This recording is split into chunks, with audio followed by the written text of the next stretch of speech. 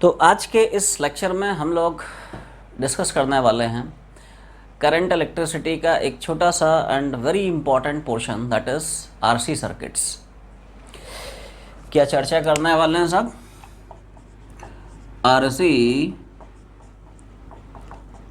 Circuits.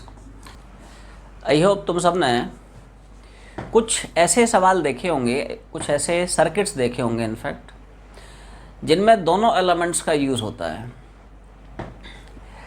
Good evening right. तुम सब ने ऐसे सर्किट्स, पक्की बात है, देखे होंगे जिनमें कैपेसिटर भी लगा होता है, जिनमें रजिस्टर भी लगा होता है। ऐसे सर्किट्स को हम बोलते हैं क्या? RC circuits. क्या तुम्हारी जीवन में कुछ ऐसे सर्किट से मुलाकात हुई है जिनमें कैपेसिटर भी रहता है, दोनों सर्किट एलिमेंट्स रहते हैं, जिनमें कैपेसिटर भी रहता है, जिनमें रजिस्टर भी रहता है? ऐसे सर्किट्स को हम बोलते हैं क्या? RC circuits. आरसी सर्किट्स को हम लोग दो पार्ट्स में डिवाइड करते हैं। एक होता है charging of capacitor with the help of register, दूसरा रहता है discharging of capacitor with the help of register. और ये बिल्कुल सिमिलर है। तुम लोगों को बिल्कुल एनालॉजी से पढ़ाऊंगा इलेक्ट्रोमैग्नेटिक इंडक्शन में। जैसे यहाँ पे हम लोग आरसी सर्किट्स पढ़ते हैं, इलेक्ट्रोमैग्नेटिक इंडक्शन में हम लोग एलआर सर्किट्स पढ़ते हैं। जैसे आरसी है, सर्किट में एक कैपेसिटर एक रजिस्टर है, वहाँ पे एलआर बोलता है। एलआर मतलब ऐसा सर्किट जिसमें इंडक्टर भी हो, एक रजिस्टर भी हो, उनको बोलते हैं एलआर सर्किट्स। और जैसे आरसी सर्किट्स में हम लोग पढ़ते हैं कि यार एक होता है चार्जिंग ऑफ कैपेसिटर, एक होता है डिस्चार्जिंग ऑफ कैपेसिटर। ऐसे ही एलआर सर्किट में हम लोग बाय एनालॉजी पढ़ेंगे। एक होता है ग्रोथ ऑफ करंट, दूसरा रहता है डीके ऑफ करंट। समझ आ रहा ना? ठीक है। तो आज की जर्नी हम लोग शुरू करने वाले हैं कहाँ से? Charging of capacitor with the help of register. सब लोग आरसी सर्किट में हेडिंग बनाएं, charging of capacitor with the help of register.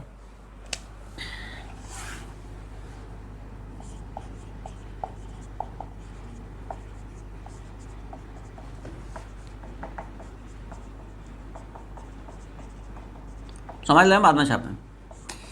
देखो क्या होता है कि जैसे मान लो तुम्हारे पास एक कैपेसिटर है और उस कैपेसिटर को आपने डायरेक्टली बैटरी से कनेक्ट कर दिया है। सर्किट में कोई भी रजिस्टर नहीं है। समझ आ रहा ना? जैसे मान लो अपने पास अब एक कैपेसिटर है, कैपेसिटेंस सी का, इसको मैंने डायरेक्टली बैटरी से कनेक्ट कर दिया है। सर्किट में स्विच लगा हुआ है, सर्किट में एक मस्त जो है स्विच लगेला है। ठीक है। तो आप जैसे यहाँ पे स्विच को क्लोज करेंगे, कैपेसिटर स्पॉन्टेनियसली चार्ज हो जाता है। ठीक है। बता सकते हो ये बैटरी इस कैपेसिटर को कितना अमाउंट ऑफ चार्ज सप्लाई करेगी? क्या हम सब फॉर्मूला पढ़ते हैं Q बराबर CV? कैपेसिटर का चार्ज, कैपेसिटर का कैपेसिटेंस, कैपेसिटर के अक्रॉस का potential difference, they are related by this Q बराबर CV। तो कैपेसिटर का दोस्त चार्ज कितना हो गया? Q। कैपेसिटर का कैपेसिटेंस कितना हो गया? C। पोटेंशियल डिफरेंस, क्या इस कैपेसिटर के अक्रॉस का पोटेंशियल डिफरेंस उतना ही हो जाएगा जितना कि इस बैटरी का EMF है? यही तो बैटरी का फंक्शन है। आपने सर्किट के जिन दो पॉइंट्स अक्रॉस बैटरी कनेक्ट कर दी, this battery will ensure a constant potential difference across those points in that circuit. और वो पोटेंशियल डिफरेंस उतना ही रहता है जितना कि बैटरी का EMF रहता है ना? तो इसका चार्ज हो गया Q, इसका कैपेसिटेंस हो गया C, इसके क्रॉस का potential difference same as battery का EMF। तो बैटरी साहब कैपेसिटर को इतना चार्ज सप्लाई करेगी, एंड ये जो चार्ज है, ये जो बैटरी चार्ज भेजती है, ये दो स्पॉन्टेनियस चार्जिंग होती है, एक झटके में चार्ज हो जाता है। इधर आपने स्विच बंद किया, उधर हो गया क्या? कैपेसिटर फुल्ली चार्ज हो गया। समझ पा रहे हो? समय नहीं लगता रे, स्पॉन्टेनियस प्रोसेस है। ठीक है। यहां पे जो कैपेसिटर की चार्जिंग होती है वो एक झटके में हो जाती है, स्पॉन्टेनियस, मोमेंटरली चार्ज हो जाता है, इंस्टेंटेनियसली चार्ज हो जाता है। As soon as the switch is close, capacitor gets fully charged. समय नहीं लगता है उस प्रोसेस में। समझा ना? इधर आपने स्विच को बंद कर दिया, उधर हो गया कैपेसिटर, खुश हुआ कैपेसिटर। ठीक है। तो ये जो चार्ज जाता है ये स्पॉन्टेनियस जाता है।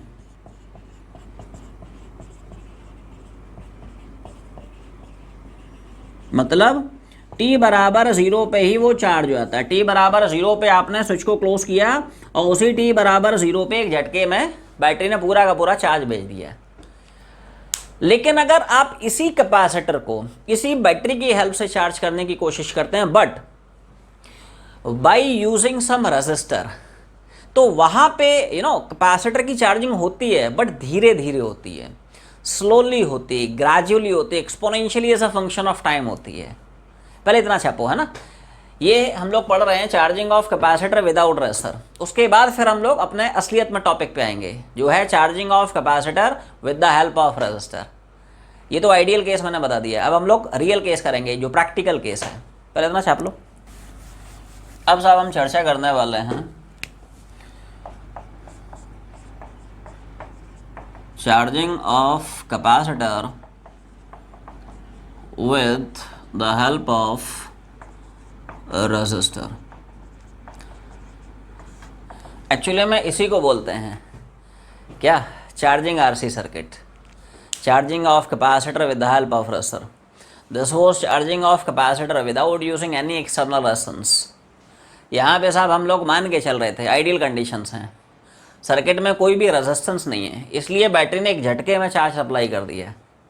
अब हम एक्चुअली में प्रैक्टिकल केस की चर्चा करते हैं, जो रियल केस है उसकी चर्चा करते हैं, ठीक है। तो देखो, जैसे मान लो साहब इसी कैपेसिटर की आपको चार्जिंग करनी है उसी बैटरी की हेल्प से, लेकिन इस बार करने की कोशिश कर रहे हैं through this external resistor. This a difference in between this case and this case. यहाँ पे सर्किट में कोई रेजिस्टर नहीं था, इसलिए बैटरी ने पूरा का पूरा चार्ज एक झटके में सप्लाई कर दिया। वन शॉट, खटैक, वन बिग शॉट, ठीक है। Life is super awesome. एक झटके में उसने कर दिया काम। यहाँ पे दोस्त, है ना, एक झटके में वो शॉट नहीं मार सकता है क्योंकि यहाँ पे रेजिस्टर बैठ गया यार। So because of resistance offered by this resistor, battery capacitor को चार्ज सप्लाई कर पाता है, लेकिन वो चार्जिंग इस बार धीरे धीरे होती है, स्लोली ग्रेजुअली चार्ज धीरे धीरे बढ़ पाता है। बैटरी ने कुछ DQ भेजा, फिर DQ भेजा, फिर DQ भेजा, मतलब ऐसा भेजता रहा। और theoretically it takes an infinite amount of time for this capacitor to get fully charged. इस सिचुएशन में कैपेसिटर पे इतना ही अमाउंट आने में दोस्त जो समय लगता है वो इनफाइनाइट लगता है। यहां पे भी फाइनली कैपेसिटर पे चार्ज सेम जाता है, लेकिन उस चार्ज को जाने में समय इनफाइनाइट लगता है। यहां पे जो चार्जिंग होगी ना, ये होगी लेकिन धीरे धीरे होगी। चार्ज कैपेसिटर पे बिल्डअप होगा, ग्रो करेगा, चार्ज की ग्रोथ होगी, कैपेसिटर की चार्जिंग होगी, बट स्लोली एंड ग्रेजुअली होगी। एक्सपोनेंशियली बढ़ता है यहाँ पे चार्ज, समय के बढ़ने से चार्ज एक्सपोनेंशियली यहाँ पे बढ़ता है, ऐसा है। और यहाँ पे थ्योरेटिकली इनफाइनाइट टाइम लेगा। जब कैपेसिटर के पास पूरा का पूरा CE के बराबर चार्ज, जितना चार्ज यहाँ पे आया ना उतना ही यहाँ पे भी आता है, लेकिन वो चार्ज आने में जो समय लगता है वो इनफाइनाइट लग जाता है। That will proof mathematically. हम लोग इसको आज के लेक्चर में मैथमेटिकली प्रूव करेंगे, टेंशन मत ले। अभी दोनों केस में डिफरेंस समझ, डिफरेंस फील कर पा रहे हो? इस केस में क्या डिफरेंस है, इस केस में क्या डिफरेंस है। This is charging of capacitor without using any external resistance. तो यहाँ पे सर्किट में कोई रेजिस्टेंस ही नहीं था यार, तो एक झटके में चार्ज हो गया था। यहाँ पे ऐसा नहीं है, because of resistance offered by this resistor धीरे धीरे चार्ज आता है। DQ गया, फिर DQ गया, फिर DQ गया और जाता गया। और थियोरेटिकली उसको इनफाइनाइट अमाउंट ऑफ टाइम लग जाता है to get fully charged. Clear भाई साहब? छापते चलें फिर इसके मैथमेटिकल एक्सप्रेशंस की हम लोग चर्चा करेंगे।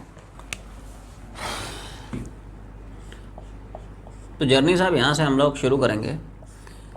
ये रहा तुम्हारा चार्जिंग RC सर्किट। एक बैटरी है EMF E की, कैपेसिटर है कैपेसिटेंस C का, और रजिस्टर है रेजिस्टेंस R का। यहाँ कहीं उसने एक स्विच लगा दिया है और मान ले t बराबर 0 पे द स्विच इज क्लोज, है ना। स्विच को साहब मैंने t बराबर 0 पे बंद कर दिया। ये t बराबर 0 की पिक्चर है, ठीक है। तो t बराबर 0 पे कैपेसिटर पे कोई भी चार्ज नहीं था, capacitor was initially neutral, अनचार्ज capacitor था, ठीक है। अब मैंने क्या किया, t बराबर 0 पे स्विच को क्लोज कर दिया। अब सर्किट को मैं जनरल टाइम पे डील कर रहा हूँ। ये दोस्त कब की सिचुएशन थी, ये t बराबर 0 की सिचुएशन थी। अब general time at any general time. तो जनरल टाइम पे जैसे मान लेते हैं कि साहब बैटरी ने जनरल समय पे मान लेते हैं बैटरी क्या करेगा, थोड़ा थोड़ा डी क्यू करके चार्ज सप्लाई कर रहा है ठीक है। तो जनरल टाइम पे लेट से बैटरी ने इस कैपेसिटर को क्यू चार्ज सप्लाई कर दिया। हमें पता है कैपेसिटर की प्रॉपर्टी है, एक प्लेट पे जितना पॉजिटिव दूसरे पे इक्वल नेगेटिव होता है, क्लियर है ना। तो यहाँ पे प्लस क्यू आएगा, यहाँ पे माइनस क्यू आएगा, और ऑफ कोर्स चार्ज उसने सप्लाई कर दिया है। तो चार्ज सप्लाई करने से क्या होता है, करंट फ्लो करेगा। तो मैं मान लेता हूँ साहब इस रजिस्टर में जनरल टाइम पे let say I be the current flowing in the circuit, ऐसा है। चार्ज सप्लाई किया है, उस चार्ज के फ्लो करने की वजह से मान ले सर्किट में I be the current flowing, clear है। तो देखो ऐसा है, ये पिक्चर थी सर्किट की t बराबर 0 पे, तुमने स्विच को t बराबर 0 पे क्लोज कर दिया, ठीक, और बैटरी जो है एक्टिवेट हो गई। बैटरी ने चार्ज फ्लो कराना शुरू कर दिया। जनरल टाइम पे let's say Q be the charge on this capacitor and let's say charge के फ्लो करने की वजह से I be the current flowing in the circuit. तो जनरल टाइम पे इस लूप पे केवीएल घुमा रहा हूँ। क्या घुमा रहे हैं, जनरल समय पे using KVL on this loop, general समय पे है ना, एट एनी टाइम टी। बोलो भाई, समझ पा रहे हो तुम लोग इक्वेशन कैसे लिख रहे हैं, क्लियर। ये देख, this minus this plus this minus this plus this minus this बराबर 0, समझ में आ रहा है। This minus this plus this minus this plus this minus, समझ आ रहा है। तो देख, लोअर और माइनस हायर कितना, माइनस ही, इसका higher minus lower plus higher, और कैपेसिटर के अक्रॉस पोटेंशियल ड्रॉप क्या पड़ता है, वी बराबर क्यू बाई सी। ये सुनो, कैपेसिटर के अक्रॉस पोटेंशियल डिफरेंस क्या पढ़ते हो रे, वी बराबर क्यू बाई सी। ये पॉजिटिव है, ये नेगेटिव है, तो this is joint with the positive terminal higher पे जाएगा रे, this is joint with the negative terminal lower पे जाएगा। तो दिस माइनस दिस मतलब higher minus lower plus Q by C, उल्टा दिस माइनस दिस तो हो जाता lower minus higher minus Q by C. यहाँ पे क्या रहा है, this minus this plus this minus this. अब देखो, दिस माइनस दिस मतलब पॉजिटिव माइनस नेगेटिव मतलब हायर माइनस लोअर, मतलब क्या मतलब क्यू बाई सी और क्या plus Q by C, clear है। थोड़ा अच्छे से इसको थोड़ा सा प्रॉपर फॉर्म में लिखने की कोशिश चल रही है। तो ये उधर जाएगा पॉजिटिव जाएगा, ये उधर जाएगा नेगेटिव जाएगा, ठीक है भाई।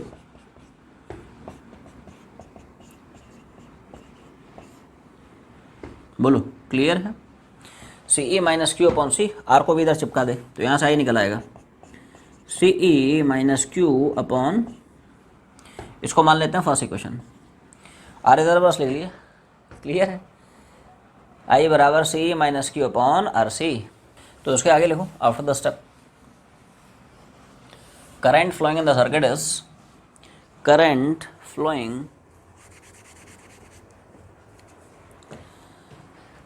Flowing in the circuit is,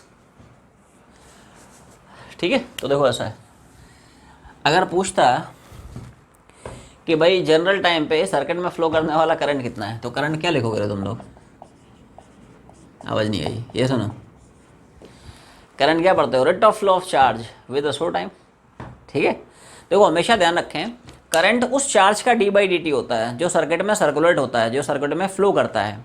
तो सर्किट में कौन दौड़ रहा है, सर्किट में जो दौड़ने वाला चार्ज है क्यू, इस क्यू का D by D T will be current, ठीक है। तो आई बराबर डी क्यू बाई टी, आई की वैल्यू यहाँ पे चिपका दे, तो आई की जगह यहाँ पे D Q by D T डालेगा, ठीक है भाई साहब। तो इक्वेशन क्या ये दिख रही तुम लोगों को, आई की जगह बस D Q by D T चिपका दिया है, ठीक है। तो D Q by D T बराबर C minus Q upon R C, clear है। क्यू के टर्म्स एक साइड, टी के टर्म दूसरे साइड, इंटीग्रेट करके Q as a function of time आएगा। वहाँ पे आएगा कि यार जनरल टाइम पे कैपेसिटर पे चार्ज क्या है, C into 1 minus E to the power minus of T by C. Exponential function आता है, चार्ज जो है समय पे एक्सपोनेंशियली वेरी करता है समझ में आ रहा ना देखो, क्यू के टर्म्स एक साइड, बाकी टर्म दूसरी साइड, ठीक है। तो ये क्यू के टर्म्स एक साइड ले आए तो डी क्यू अपॉन सी माइनस क्यू है ना, और ये डी क्यू इधर ले गए, दोनों साइड से इंडिकेशन, आर सी कॉन्स्टेंट बाहर निकल रही है, क्या लिमिट्स तुम लोगों को चमकी रहे, आवाज़ नहीं आई। देख, इनिशियली जो कैपेसिटर था it was electrically neutral, initially capacitor was अनचार्ज, T बराबर 0 पे कैपेसिटर पे कोई भी चार्ज नहीं हुआ करता था, समझ में आ रहा है ना। तो टी बराबर 0 पे कैपेसिटर चार्ज कितना, 0, ठीक है। जनरल टाइम पे कैपेसिटर चार्ज कितना, क्यू। तो देख जनरल टाइम पे कैपेसिटर चार्ज कितना, क्यू। अब यहाँ पे गाड़ी तुम्हारी फंसेगी कि यार इसको इंडिकेट कैसे करें, तो इसको इंडिकेट करेंगे यूजिंग मेथड ऑफ सब्स्टिट्यूशन। कैसे, सब्स्टिट्यूशन से इसको इंडिकेट करेंगे। इसका इंटीग्रेशन हो जाएगा minus of ln of C minus Q. बोलो बना लोगे रे तुम लोग, मतलब क्या बोलते हैं उसको, मतलब तुम्हारे लिए बहुत आसान है, मतलब क्या बोलते हैं, बाएं हाथ के बाएं उंगली के क्या बोलते हैं, बाएं पोर्शन का खेल है। मतलब यहाँ पर फिजिक्स का काम खत्म हो गया है, तुम्हारा जो फेवरेट सब्जेक्ट है मैथ्स उसका काम शुरू हो गया। ठीक है, तो और थोड़ा सा इंटीग्रेशन आओ, डी क्यू अपॉन सी माइनस क्यू, ठीक है सब। तो हम क्या करेंगे, जो डिनोमिनेटर है उसको कुछ सब्स्टिट्यूट कर लेते हैं, मान लेते हैं सी माइनस क्यू बराबर, पकड़ लिया कुछ एक्स, पूरी इक्वेशन को एक्स रेस्पेक्ट में डिफरेंशिएट कराएंगे। क्या कराएंगे, तो x का with respect to X differential कितना 1, c कांस्टेंट डिफरेंशियल कितना 0, q का x रेस्पेक्ट में dq/dx, हाँ ना तो बोलो भाई, क्लियर है। x का with respect to x 1, c constant 0, q का x रेस्पेक्ट में dq/dx। तो क्या इक्वेशन तुम लोगों को इस फॉर्म में देख रहा है, तो क्या dq की वैल्यू माइनस dx आ जाएगी, ये सुनो, dq बराबर माइनस इधर लेके ना, तो माइनस ऑफ dx, क्लियर है भाई। तो dq बराबर कितना, माइनस इधर ले गया और माइनस ऑफ dx, क्लियर है। तो पूरी इंटीग्रेशन को हम लोग x की फॉर्म में कन्वर्ट करने की कोशिश करेंगे। dq as a function of dx, q as a function of x, समझ में आ रहा है। तो देखो, तो यहाँ पे बोलो भाई, क्लियर है क्या किया, dq की जगह माइनस dx चिपका दिया, तो माइनस ऑफ dx, और c माइनस q की जगह क्या, x, c माइनस क्यू की जगह है x, क्लियर। अब ये स्टैंडर्ड फॉर्म बन गई, 1/x का x रेस्पेक्ट में हम लोग इंटीग्रेशन क्या पढ़ते हैं, ln of x, right. x की वैल्यू जो अज्यूम की थी वो वापस से सब्स्टिट्यूट करा दे, x was c minus Q, मतलब इस फंक्शन का इंटीग्रेशन आया minus ln c minus Q, और इस मेथड को बोलते हैं integration using method of substitution, clear. तो पहले इतना छापो। तो अब देखो ऐसा है, कैसा, अब इसकी वैल्यू है ना सब्स्टिट्यूट कर रहे हैं, इसकी जो वैल्यूज हैं यही छाप दूँ,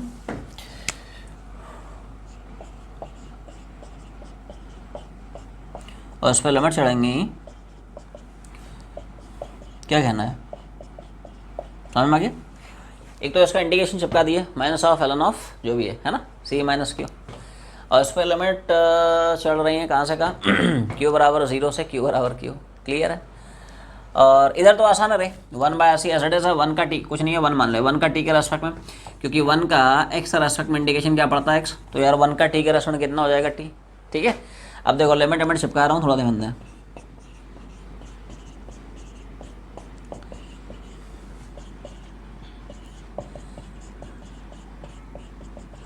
बोलो भाई, समझ में आ गया। देख q की जगह q रखोगे तो वही रहेगा, q की जगह 0 डालेगा तो ln ऑफ c बन जाएगा, सुनो, q की जगह 0 डालोगे तो क्या बन जाएगा, ln ऑफ c, और इधर t की जगह t और t की जगह 0 ऊपर माइनस होल लिमिट, क्लियर है।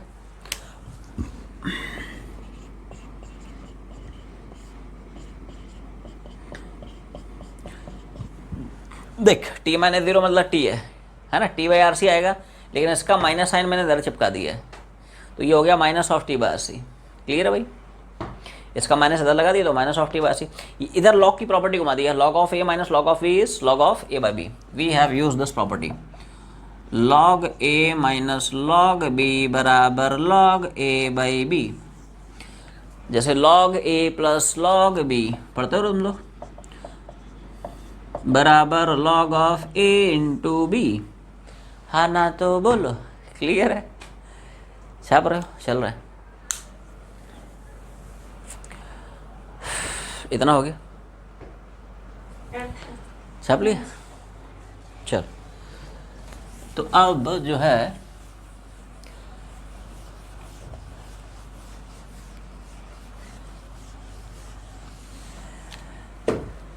जी सर, इसको थोड़ा सा और देख लेते हैं, थोड़ा सा अच्छे से, और मतलब जी सर, तो C बाई सी 1 हो जाएगा, ठीक है, इधर Q बाई सी आ जाएगा, और इधर as it is minus of T बार C। क्लियर है? अब देखो फिर से one more property of log. क्या तुम लोगों को याद है, क्या तुम्हें बोलो भाई, क्या तुम्हें याद है? जैसे मान ले log x बेस a, अगर ये मान ले log x बेस 10 अगर a है, तो x क्या हम लोग पढ़ा करते थे, कई बार यूज़ कर चुके हैं, log x बेस 10 जिसको हम बोलते हैं natural log, log x base 10 a, तो x क्या हो जाता था, 10 की पावर चढ़ा देते थे।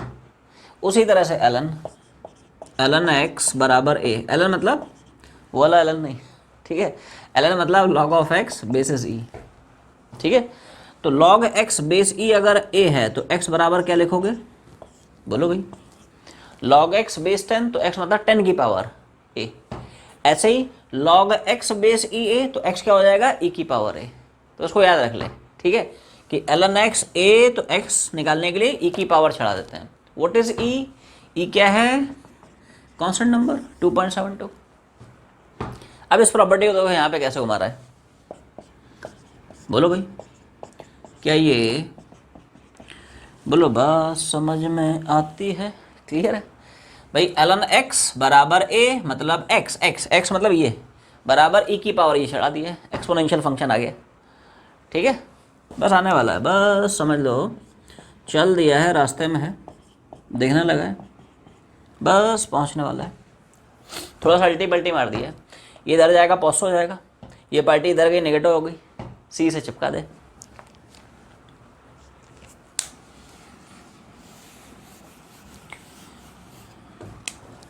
Q बराबर CE 1 minus e to the power minus of T बार C।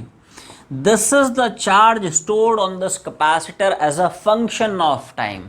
ये छोटा सा डेरिवेशन है। क्या यही फॉर्मूला देखो तुम्हें मॉड्यूल में भी दिख रहा है? क्या ये फॉर्मूला तुम्हें मॉड्यूल में दिखा? तो इस फॉर्मूले का ये छोटा सा डेरिवेशन है। बता, बिना देख के डेरिवेशन उड़ा सकता है? दिव्यांश देवांगन उड़ा लेगा रे। बुलाऊं बोर्ड पे, करेगा? ठीक है, प्रैक्टिस कर थोड़ा सा। कंसेप्ट जो इन्वॉल्व है वो अपने को पकड़ना है यार, कोई रट्टा थोड़ी मारना डेरिवेशन के लिए। बिल्कुल स्ट्रेट फॉरवर्ड अप्रोच। हमने क्या किया है, हमने जनरल टाइम पे यार केवीएल ही तो घुमाया है, आई को चिपकाया डी क्यू बाई टी, फिर क्यू के टर्म्स एक साइड, टी के टर्म दूसरी साइड, और इंटीग्रेशन मतलब तुम्हारा जो फेवरेट सब्जेक्ट है शुरू हो गए, तो वहाँ से Q as a function of time आ गया, ठीक है। आरसी सर्किट जो तुम लोग पढ़ रहे हो, इनको भाई साहब बहुत अच्छे से पढ़ें।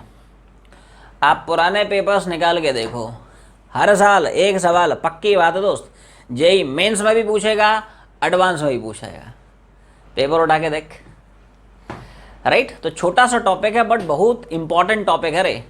हर साल पक्की बात है रे, एक सवाल पूछता है, या तो चार्जिंग का पूछेगा या फिर डिस्चार्जिंग का पूछेगा। क्लियर है?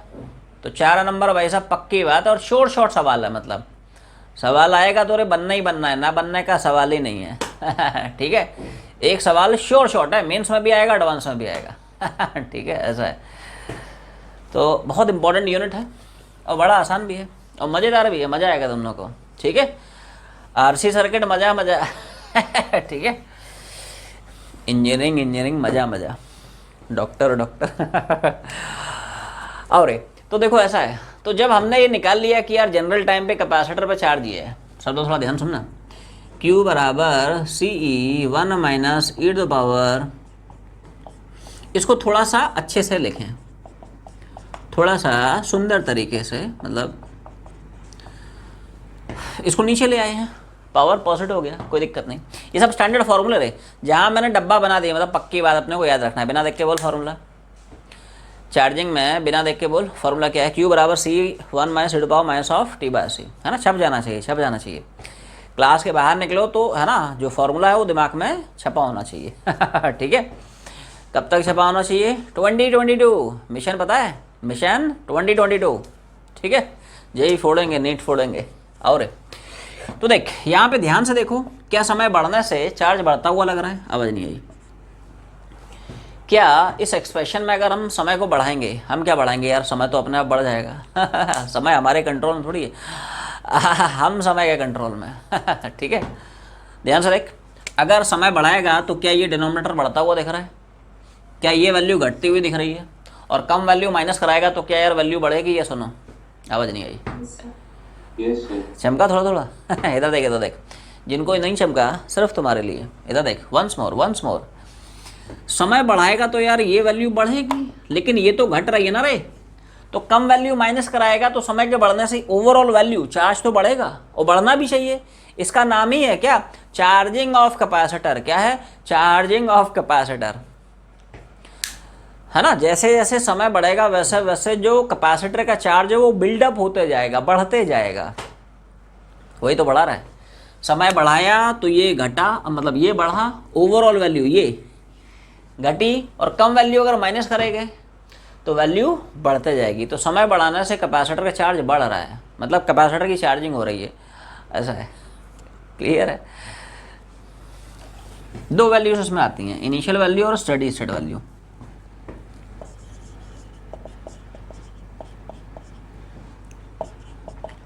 लिख लो कैसे कैसे आती है, मैं बता देता हूँ।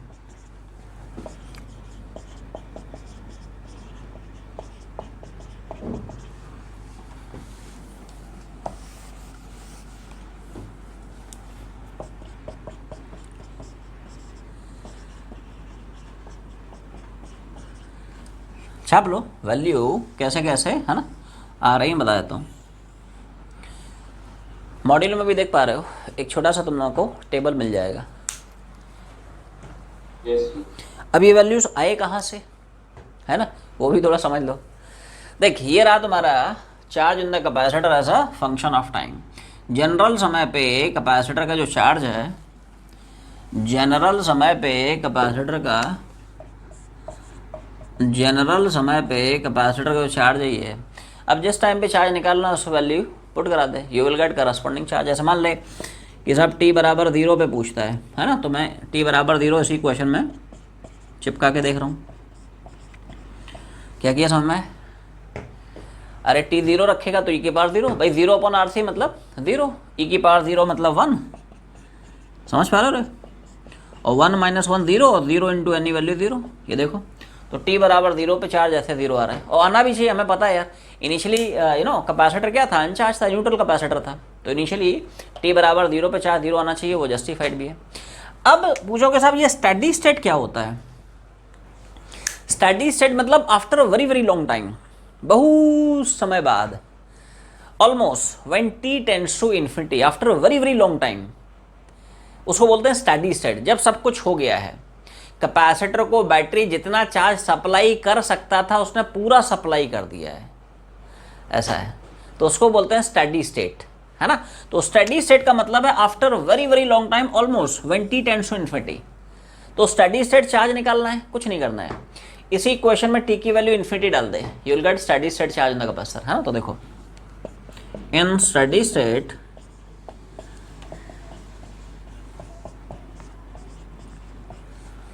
t की वैल्यू इन्फिनिटी डाल दे, तो भाई इन्फिनिटी अपॉन RC क्या होगा यार, इन्फिनिटी तो होगा, इन्फिनिटी अपॉन RC मतलब ऑलमोस्ट इन्फिनिटी, ठीक है। अच्छा e की पावर इन्फिनिटी क्या होगा, e मतलब 2.72, अब उसकी पावर इन्फिनिटी करेगा तो ऑलमोस्ट इन्फिनिटी तो आएगा, इन्फिनिटी मतलब इट्स वेरी लार्ज, है ना। तो देखो CE 1 minus 1 by infinity, e power infinity मतलब इन्फिनिटी, 1 बाय इन्फिनिटी क्या 0 हो जाएगा, है ना। 1 माइनस 0 मतलब 1, 1 इंटू CE, तो क्या यार यहाँ से Q मैक्स की वैल्यू तुम्हें CE ही दिख रही है, क्या वही वैल्यू तो यहाँ पे छापी है, तो वैल्यूज ऐसे ऐसे आ रही हैं, क्लियर है। पहले इतना छापें फिर आगे बढ़ते हैं।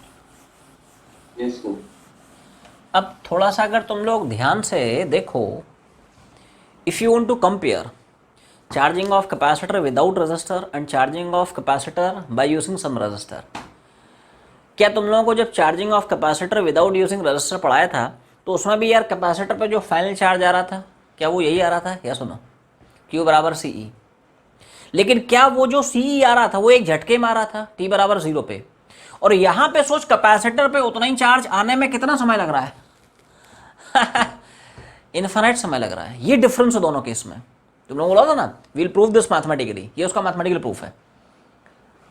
इधर देख, अगर आप कैपेसिटर की बैटरी से चार्जिंग कराने की कोशिश करते हो ना, तो बैटरी यार एक झटके में सीई चार्ज उसको सप्लाई कर देता है। ये चार्ज आता है t बराबर 0 पे एक झटके में। और जब उसी कैपेसिटर की उसी बैटरी से लेकिन रजिस्टर की हेल्प से आप चार्जिंग करते हो, तो देख जितना यहां पे चार्ज आया उतना ही यहां पे आ रहा है सीई सीई, लेकिन यहां पे एक झटके में आ गया, खड़ाक से आ गया, खड़ाक समझ आ रहा ना। यहां पे उतना ही अमाउंट ऑफ चार्ज आने में कितना समय लग रहा है, इनफाइनाइट समय लग रहा है। मतलब देखा जाए तो यार प्रैक्टिकली वो कभी नहीं होगा। इनफाइनाइट समय किसी ने देखा है? जब दुनिया तबाह हो जाएगी नहीं जब दुनिया खत्म हो जाएगी इन्फिनिटी समय बाद राइट, तब हो सकता है कैपेसिटर फुल्ली चार्ज हो पाए। राइट, मतलब अभी मतलब तुमने सर्किट को क्लोज करके रख दिया है ना, कैपेसिटर बैटरी है ना, बढ़िया से सुंदर सा सर्किट बना के रख दिया है और कैपेसिटर को फुल्ली चार्ज होने के लिए हम लोग देखने बैठ गए, बट पता नहीं शायद हम लोग देख भी ना पाए, नहीं, क्योंकि प्रैक्टिकली उसको कितना टाइम लग रहा है। हाँ हाँ बिल्कुल बिल्कुल बिल्कुल, है ना। प्रैक्टिकली वो कभी नहीं हो पाएगा, थियोरेटिकली उसको इनफाइनाइट समय लग रहा है, बट प्रैक्टिकली तो यार कभी हो भी नहीं पाएगा वो, ऐसा है। तो ये दोनों केसेस में डिफरेंस है। मतलब इस केस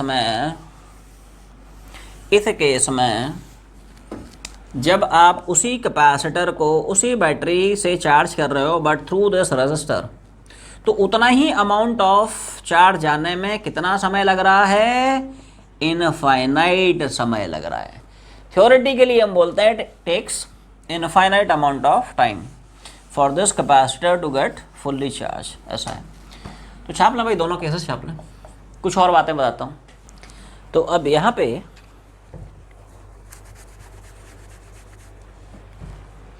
एक छोटा सा ग्राफ आया जिसको हम बोलते हैं क्यूटी कर्व। क्या बोलते हैं? हेडिंग बना ले, charge versus time curve, QT QT QT, charge versus time graph. ठीक है सब। तो एक छोटा सा ग्राफ आया है, एक छोटा सा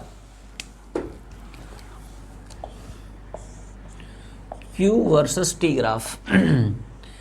तो अभी भी तुम लोगों को याद आ रहा हो, एक छोटा सा टेबल तुम लोगों को बताया था, t बराबर 0 पे कैपेसिटर पे चार्ज 0, स्टडी सेट में t बराबर इन्फिनिटी पे चार्ज मैक्सिमम, है ना। और चार्ज का जो वेरिएशन था वो कुछ इस तरह से था। और हमने देखा कि यार चार्ज समय बढ़ने से चार्ज बढ़ रहा है। क्या देखा था? समय के बढ़ने से चार्ज बिल्डअप हो रहा है, चार्जिंग हो रही ना एक्चुअली। तो देखो t बराबर 0 पे चार्ज 0 है, तो क्या ग्राफ ऑरिजिन से स्टार्ट करेगा? t बराबर 0 पे चार्ज है 0, curve will start from origin. Clear है? अच्छा, समय बढ़ाने से चार्ज बढ़ रहा है, तो समय बढ़ाने से चार्ज बढ़ेगा। और क्या t बराबर इन्फिनिटी पे चार्ज मैक्स हो जाएगा CE? ये सुनो, क्या t बराबर इन्फिनिटी पे चार्ज मैक्सिमम हो जाएगा और उस मैक्सिमम चार्ज की वैल्यू होगी CE? ये सुनो, ये वो मैक्सिमम चार्ज है। 0 पे 0 है ना, समय बढ़ने से चार्ज बढ़ रहा है, और जब समय इन्फिनिटी हुआ तो चार्ज मैक्स हो गया, कितना? मैक्सिमम चार्ज हो गया CE। ये एक छोटा सा ग्राफ आया। अब तुम सोचोगे यार हमने ग्राफ ऐसे क्यों खींचा, ऐसे क्यों नहीं खींचा? So it all depends upon slope, है ना। तुम अगर स्लोप निकालने की कोशिश करोगे, इसको डिफरेंशिएट करने की कोशिश करोगे, तो you will get a decreasing slope. इसलिए ग्राफ की शेप ऐसी है।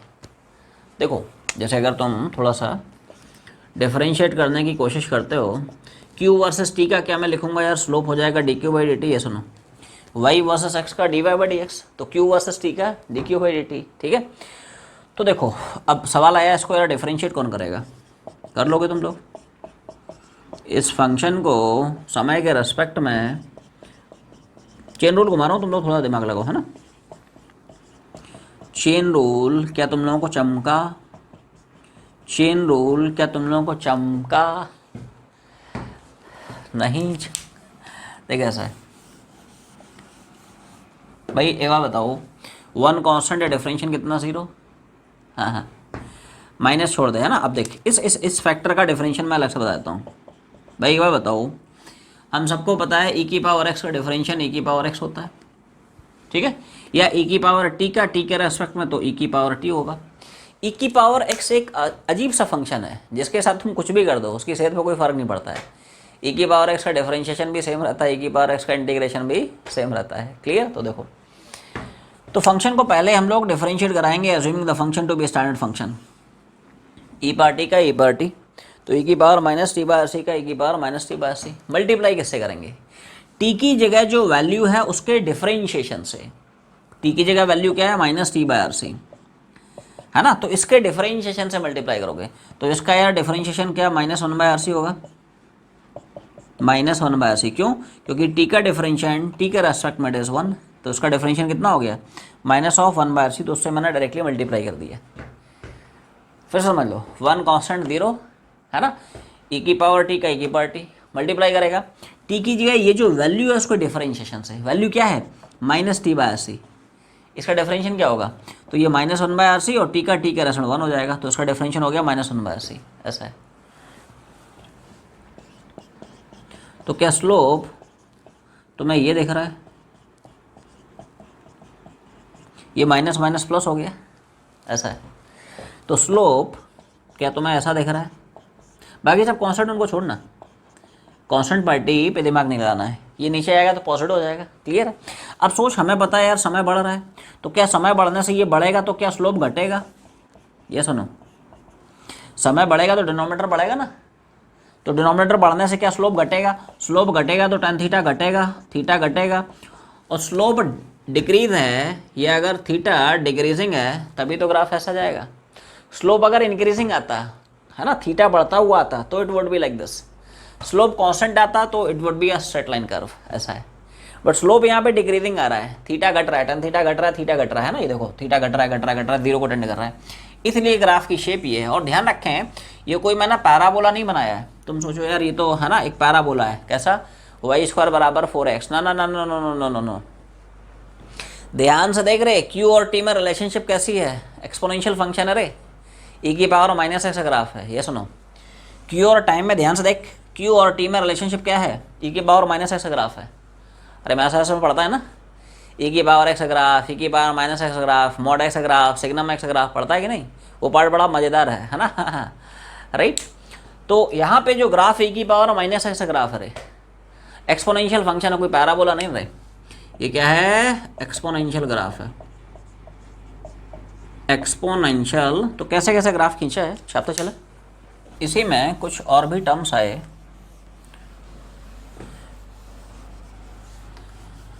शेप याद रखनी, देख ये सब शेप जनरली पूछता है कि यार चार्जिंग ऑफ कैपेसिटर में क्यूटी ग्राफ क्या है, आईटी ग्राफ क्या है, डिस्चार्जिंग में क्यूटी का शेप क्या है, आईटी का शेप क्या है। तो शेप अपने को है ना, this you should keep in your mind, ये अपने को ध्यान में रखना है। तो अब रिगार्डिंग दिस एक्सप्रेशन कुछ और बातें बताता हूँ। ये जो एक्सप्रेशन हम लोग पढ़ते हैं, चार्जिंग आरसी सर्किट में charge in the capacitor as a function of time, ये सब स्टैंडर्ड फॉर्मूला है, याद रखना है।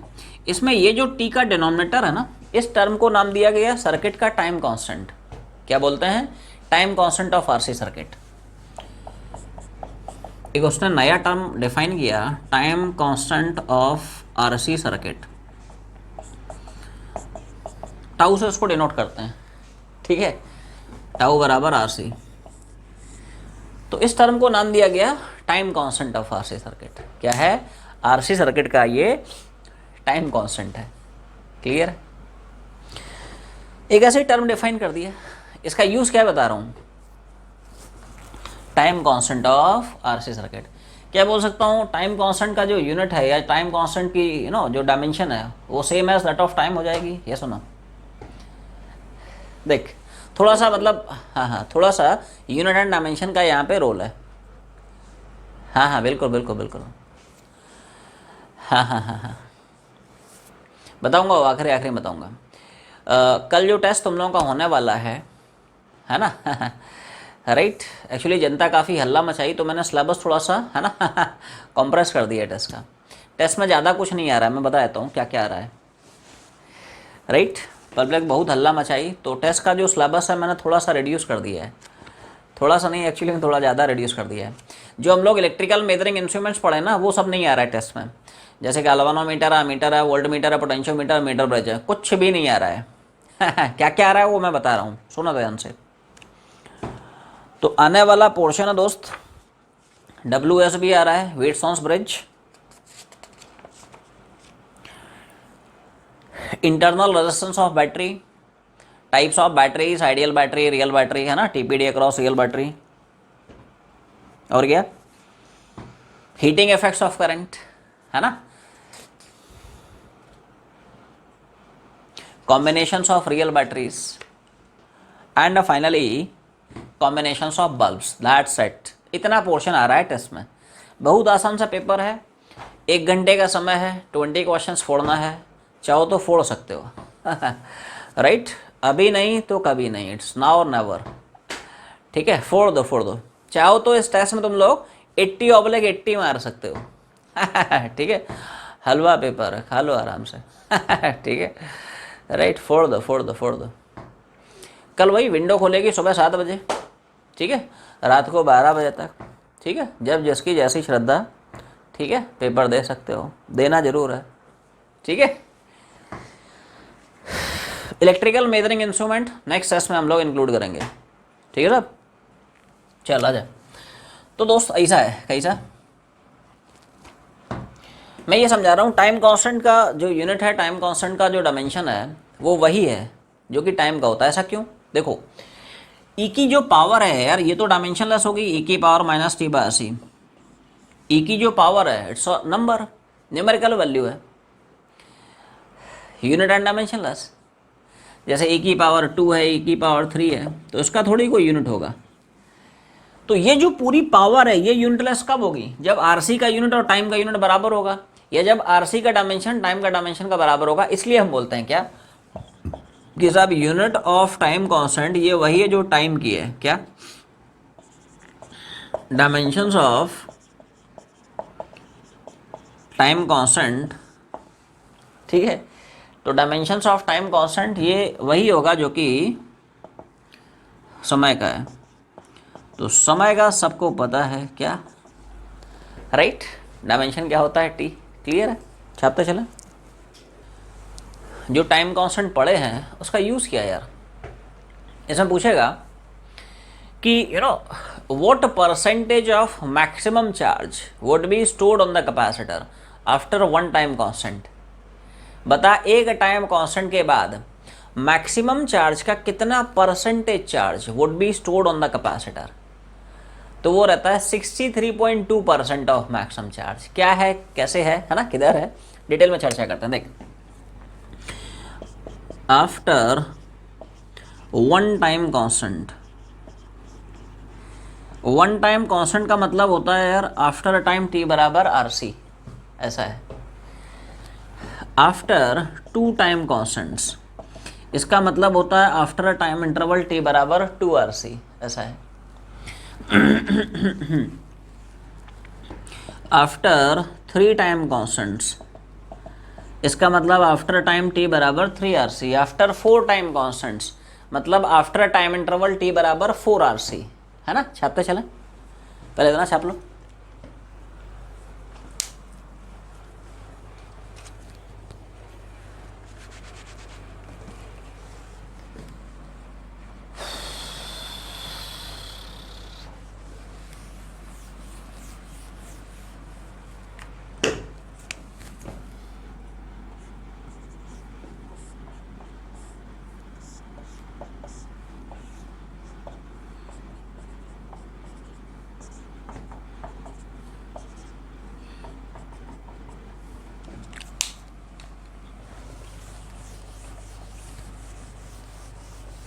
तो भाई देखो ऐसा है, charge on the capacitor as a function of time हमारे सामने ये है, Q बराबर C into 1 minus e to power minus of t/c, ठीक है। आपको पूछता बता एक टाइम कांस्टेंट के बाद कितना अमाउंट ऑफ चार्ज कैपेसिटर पे रह पाएगा। तो आफ्टर 1 टाइम कांस्टेंट मतलब after a time interval t बराबर RC, कितना time, t is equal to RC। 2 time constant मतलब t बराबर 2RC, ऐसा है। तो एक टाइम कांस्टेंट के बाद चार्ज देखना है तो कुछ नहीं करना है, t की वैल्यू यहाँ से उठा यहाँ पे चिपका दे, चार्ज कितना निकल आएगा, तो छाप रहा हूँ।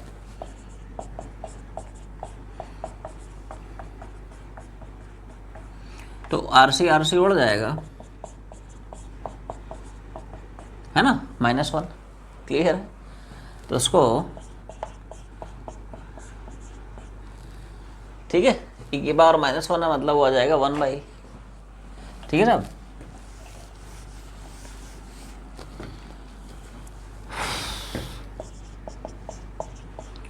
ई की वैल्यू क्या हमें पता है 2.72, इसी को सिंप्लीफाई करेगा, समझ लो बाद में छापना, तो अप्रॉक्सीमेटली आएगा, इसको सिंप्लीफाई करेगा ना 0.632 आ जाएगा। इसको थोड़ा सा अच्छे से ले लेते हैं, क्या इसको हम ऐसे ले सकते हैं, एक ही बात है, 10/100 मतलब 0.632 आ जाएगा। तो क्या यार ये सीई का 63.2% है, 10 है 63.2% किसका, सीई का। और सीई क्या है यार, यही तो मैक्सिमम चार्ज है। टी बराबर 0 पे चार्ज कितना हम लोग पढ़े थे, 0। स्टडी स्टेट में टी बराबर इन्फिनिटी पे कितना पढ़े थे, सी। तो सी क्या है, दिस इज मैक्सिमम चार्ज। तो क्या हमने इनडायरेक्टली प्रूव कर लिया, ये सुनो, कि आफ्टर वन टाइम कांस्टेंट, एक टाइम कांस्टेंट के बाद कैपेसिटर पे मैक्सिमम चार्ज का कितना चार्ज स्टोर हो गया, 63.2% ऑफ चार्ज।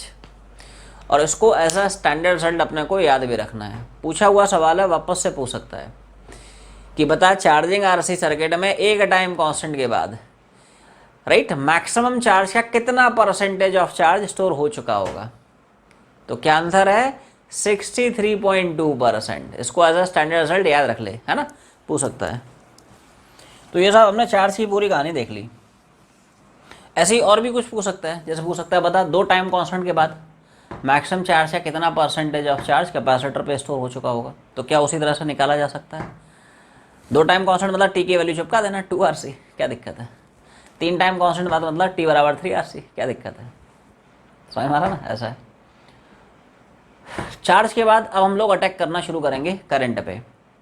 जैसे हम लोग charge on the capacitor as a function of time expression देखें, उसी तरह से current flowing in the circuit as a function of time भी आता है। बता जनरल टाइम पे करंट कितनी है, तो आगे लिखें, current flowing in the circuit as a function of time is, current flowing in the circuit as a function of time is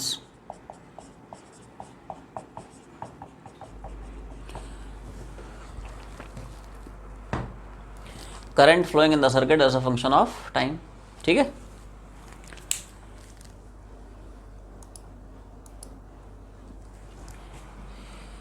current flowing in the circuit as a function of time। तो देखो current क्या पढ़ते हो रे, rate of flow of charge. Charge का equation तुम्हारे पास है, समय के रेस्पेक्ट में डिफरेंशिएट करा दे, करंट कितनी निकल आएगी देख। तो इसको साहब मैं डिफरेंशिएट करा रहा हूँ यूजिंग चेन रूल।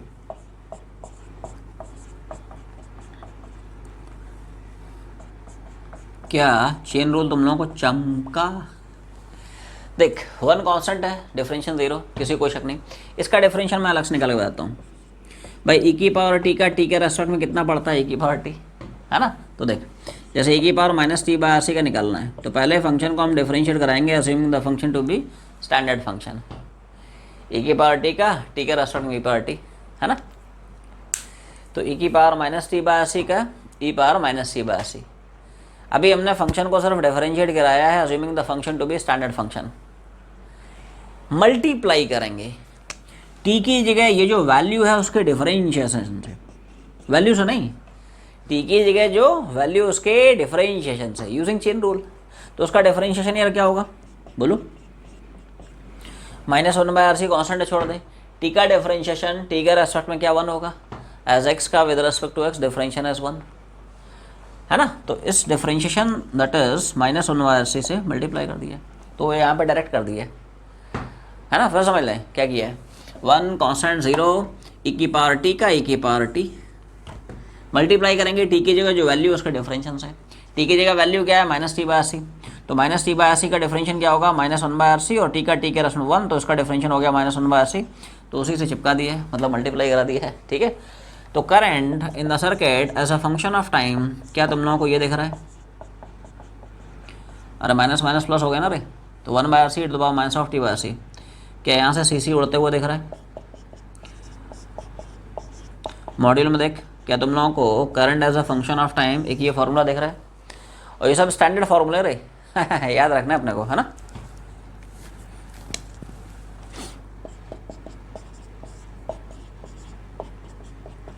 इसको नीचे ले आए, पावर पॉजिटिव हो जाएगा। क्लियर है? नीचे आ गया ना पावर पॉजिटिव। तो क्या समय बढ़ने से एक करंट तुम्हें घटते हुए दिख रहा है? समय बढ़ेगा तो ये फैक्टर क्या होगा? बढ़ेगा। डिनोमिनेटर बढ़ेगा तो ओवरऑल वैल्यू मतलब करंट विल डिक्रीज। क्लियर? समय अगर बढ़ रहा है तो डिनोमिनेटर बढ़ रहा है, ओवरऑल वैल्यू क्या होगी? घटेगी, डिक्रीज होते हुए दिख रही है। क्लियर है? छापते चलो।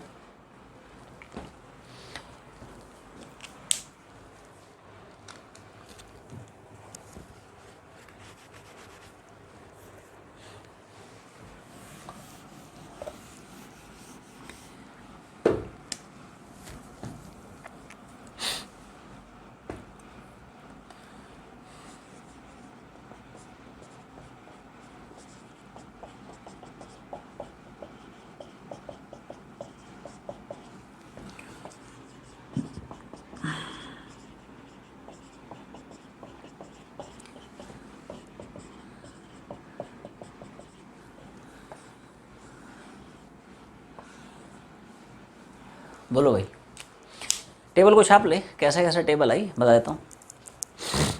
अब देख, जैसे मान ले t = 0 पे तुम्हें करंट निकालनी है, तो इसी में t की वैल्यू 0 चिपका दे तो करंट कितना वो निकल आएगा, हो जाएगा भाई।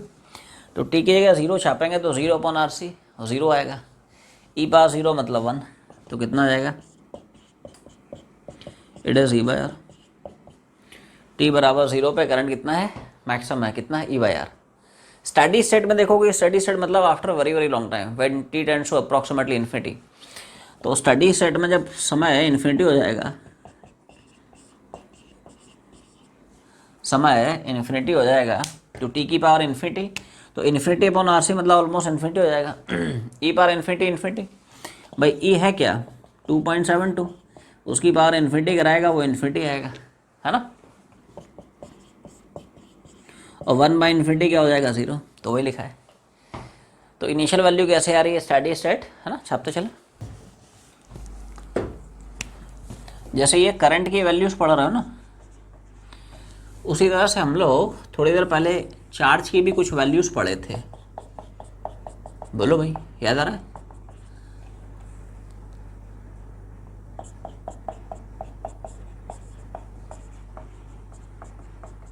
दोनों वैल्यू तुम्हारे सामने लिख दी हैं। ये चार्ज की इनिशियल और स्टडी स्टेट वैल्यूज, ये है करंट की इनिशियल और स्टडी स्टेट वैल्यूज। ये है एक्चुअली चार्ज की इनिशियल और स्टडी स्टेट वैल्यूज हैं, और ये जो है करंट की इनिशियल और स्टडी स्टेट वैल्यूज हैं। दोनों को थोड़ा सा आप ध्यान से देखें, दोनों को थोड़ा ध्यान से देखें।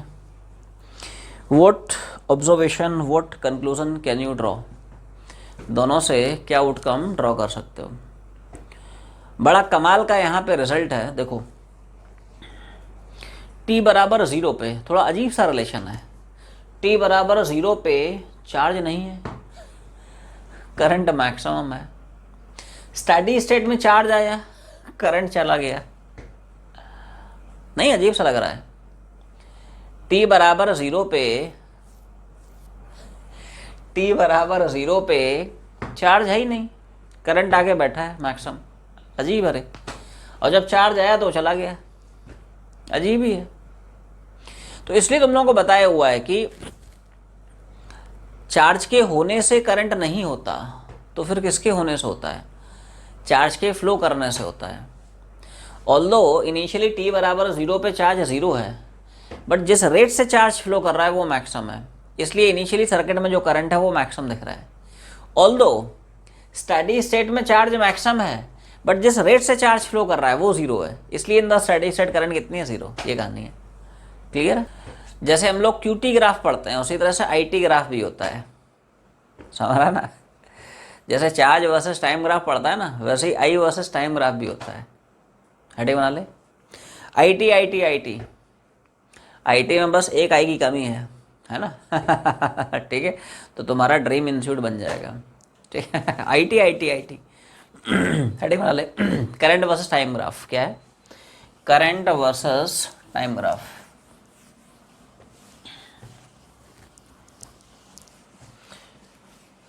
Current versus time graph, IT IT IT IT graph.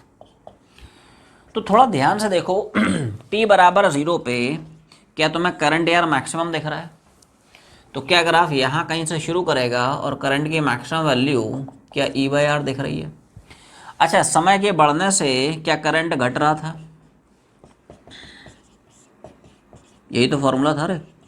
समय बढ़ा तो समय के बढ़ने से यार करंट घट रहा था ना, तो समय के बढ़ने से करंट को घटा दे और इवेंचुअली इन्फिनिटी पे करंट 0 हो गया है।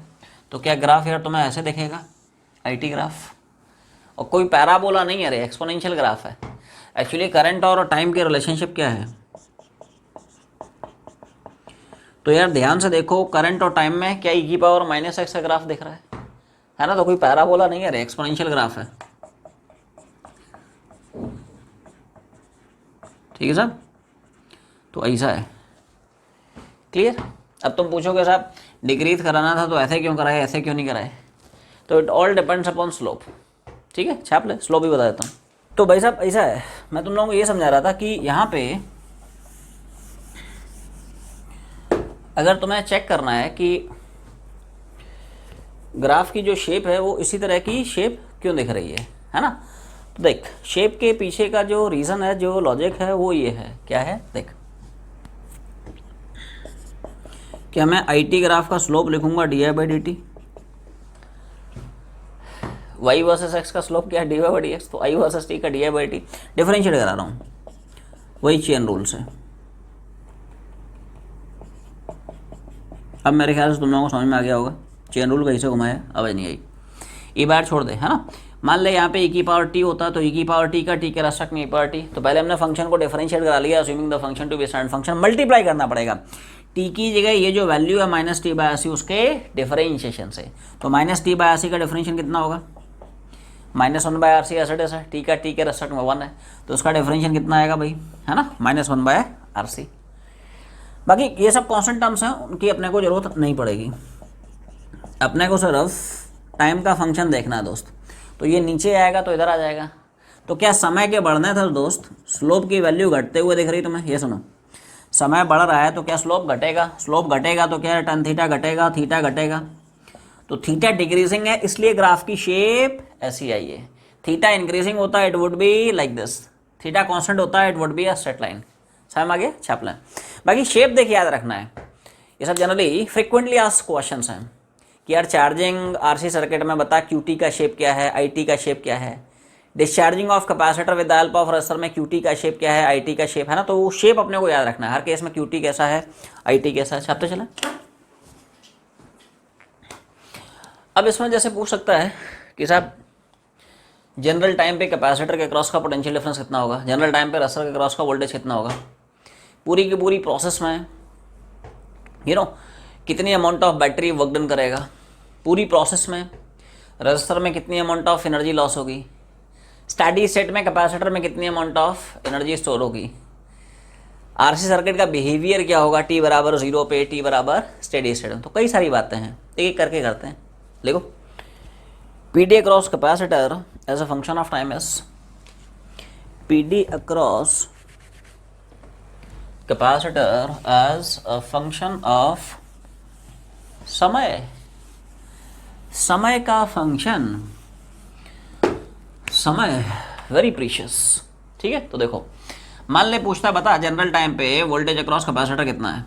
तो भाई साहब तुम लोग कैपेसिटर का वोल्टेज क्या पढ़ते हो, V बराबर Q/C, या सुनो जनरल टाइम पे कैपेसिटर के अक्रॉस का पोटेंशियल डिफरेंस क्या होगा, V बराबर Q/C। तो जनरल टाइम पे जो charge stored in the capacitor है यहाँ पे चिपका दे, तो क्या जनरल टाइम पे इसके अक्रॉस का वोल्टेज निकल आएगा, या सुनो क्या Q की वैल्यू हम लोग ये पढ़ते हैं, ये सुनो जनरल टाइम पे चार्ज क्या होता है, चार्ज की वैल्यू चिपका दे। तो जनरल टाइम पे PD अक्रॉस कैपेसिटर कितना वो निकल आएगा, जनरल टाइम पे वोल्टेज अक्रॉस कैपेसिटर, तो Q की वैल्यू चिपका दिया, CC उड़ जाएगा, E one minus E T to the power minus of, तो this is P D cross capacitor as a function of time. छापता चला। ऐसे ही पूछेगा बता जनरल टाइम पे रजिस्टर के क्रॉस का पोटेंशियल डिफरेंस कितना होगा। तो देखो क्या है कैसे है ना। तो क्या potential difference across resistor as a function of time क्या होगा, वी बराबर आई आर। भाई वोल्टेज अक्रॉस रजिस्टर क्या पड़ता है आई आर। अब जनरल टाइम पे अगर वोल्टेज चाहिए तो जनरल टाइम वाली करंट रख दे। तो क्या current in the circuit as a function of time का हम लोग अभी भी थोड़ी देर पहले फॉर्मूला ये पढ़े थे, ये सुनो। तो current as a function of time की वैल्यू यहाँ से निकाल के यहाँ चिपका दे, है ना। तो P D across resistor as a function of time कितना वो निकल आएगा। ठीक है दोस्त, आई की वैल्यू बस उठाई यहाँ पे चिपका दी, आर आर उड़ जाएगा। तो this is P D across resistor as a function of time. Clear, छापता चला। Energy stored in the capacitor in steady status, capacitor में स्टेडी स्टेट में कितनी अमाउंट ऑफ एनर्जी स्टोर होगी, है ना। तो देखो क्या स्टेडी स्टेट में हमें पता है यार कि कैपेसिटर पे मैक्सिमम चार्ज आ जाता है जिसकी वैल्यू होती है सीई। तो यार चार्ज मैक्सिमम है तो एनर्जी भी तो मैक्सिमम हो जाएगी। क्या कैपेसिटर की एनर्जी स्टोर के लिए हम लोग 3 फॉर्मूले पढ़े हैं, Q square by 2c, half C V square, half Q V. ये सुनो, तो अगर तुम्हें बताना है कि यार स्टेडी स्टेट में इस कैपेसिटर में कितनी amount of electrostatic energy stored है, तो energy stored in the capacitor का ये फॉर्मूला चिपका दे, क्यू स्क्वायर बाई 2c। और स्टेडी स्टेट में एनर्जी निकालनी है तो स्टेडी स्टेट का मैक्सिमम चार्ज यहाँ से उठा के यहाँ पे छाप दे, है ना। तो देखो क्यू की जगह बस सी चिपका रहा हूँ, हो जाएगा भाई। तो सी लेकिन स्क्वायर है तो सी स्क्वायर ई स्क्वायर, सी उड़ जाएगा। सो this is energy stored in the capacitor in steady state. Steady state में कैपेसिटर बोलेगा मेरे पास इतनी अमाउंट ऑफ एनर्जी स्टोर्ड है। छापता चला। देखो अगर आपको पूछता है यार कि पूरी की पूरी जो process of charging of capacitor है राइट फ्रॉम टी बराबर 0 से टी बराबर इन्फिनिटी, पूरा जो प्रोसेस है ना टी बराबर 0 से टी बराबर इन्फिनिटी, बताए इस पूरी की पूरी प्रोसेस में बैटरी कितना अमाउंट ऑफ वर्क डन कर रही है। तो क्या भाई साहब हमें पता है वर्क डन बाय बैटरी का फॉर्मूला W बराबर क्यू ई। ये सुनो, क्या हम लोग पढ़ते हैं work done by the battery का फॉर्मूला। भाई बैटरी का ईएमएफ क्या होता है, work done by battery in bringing unit positive charge from its negative terminal to its positive terminal. तो ईएमएफ होता है work done per unit charge, तो W कितना क्यू ई। क्लियर है। तो वर्क डन होता है चार्ज मल्टीप्लाइड बाय बैटरी का ईएमएफ, ऐसा है। ठीक है। तो पूरी की पूरी प्रोसेस में अगर पूछता है बता total work done by battery कितना होगा, तो यार ये बताओ कि पूरी की पूरी प्रोसेस में बैटरी ने कैपेसिटर को कितना amount of total charge supply किया है। It is this much. ये सुनो, थोड़ा थोड़ा करके सप्लाई किया, डीक्यू डीक्यू डीक्यू, पूरी प्रोसेस में this is the amount of charge supplied by the battery to the capacitor. तो पूरी प्रोसेस में जब हमें पता है कि यार बैटरी ने इतना कैपेसिटर को चार्ज भेजा है, तो बैटरी का वर्क डन कितना नहीं निकाल सकते हो, W बराबर क्यू इंटू ई। तो बैटरी ने साहब इतना चार्ज भेजा, बैटरी का ईएमएफ इतना है, तो पूरी की पूरी जो प्रोसेस है the whole process of charging of capacitor right from t बराबर 0 से टी बराबर इन्फिनिटी, इस पूरी प्रोसेस में this is the amount of work that has been done by the battery. Clear है। असलियत में वही मेथड है। ठीक है। इसको निकालने का जो ऑल्टरनेटिव अप्रोच है ना वो थोड़ा धुआंधार अप्रोच है, तोड़ू अप्रोच है, थोड़ा ध्यान देना। हम क्या करेंगे, एक स्मॉल इंटरवल ऑफ टाइम में small work done by battery निकालेंगे, फिर पूरी पूरी प्रोसेस में टोटल वर्क डन निकालने के लिए उसको इंटीग्रेट करेंगे। असलियत में अप्रोच वही है। इसमें फील नहीं आती है रे, उसमें फील आएगी, है ना। ध्यान सुन, फील दिलाता हूँ तुम लोगों को। देख ऐसा समझ कि साहब बैटरी ने एक छोटे से टाइम dt में छोटा सा चार्ज dq भेजा। बता छोटे से टाइम में इस बैटरी ने कितना छोटा सा वर्क डन किया है। बोल हाँ ना, तो बोलो भाई। फॉर्मूला वही है रे, W बराबर क्यू ई। कितना चार्ज भेजा dq, ईएमएफ कितना, अरे तो वर्क डन कितना हो गया dq इंटू ई। तो क्या पूरी प्रोसेस में यार ऑल्टरनेट अप्रोच है, तो क्या पूरी प्रोसेस में टोटल वर्क डन निकालने के लिए we need to integrate it. अब यार डीक्यू में गाड़ी फंस जाएगी, डीक्यू की वैल्यू कहाँ से निकालें, तो बताता हूँ। छापते चलो, जल्दी छापो, आज ये पूरा कंप्लीट करा देता हूँ तुम्हारा, है ना। चार्जिंग ऑफ कैपेसिटर पूरी बैंड बजा देता हूँ उसकी।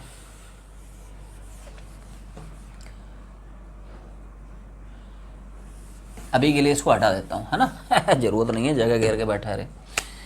अब देख डी क्यू को हम कैसे निकालेंगे, वो बड़ा मज़ेदार मेथड है। क्या हमें current as a function of time पता है यार?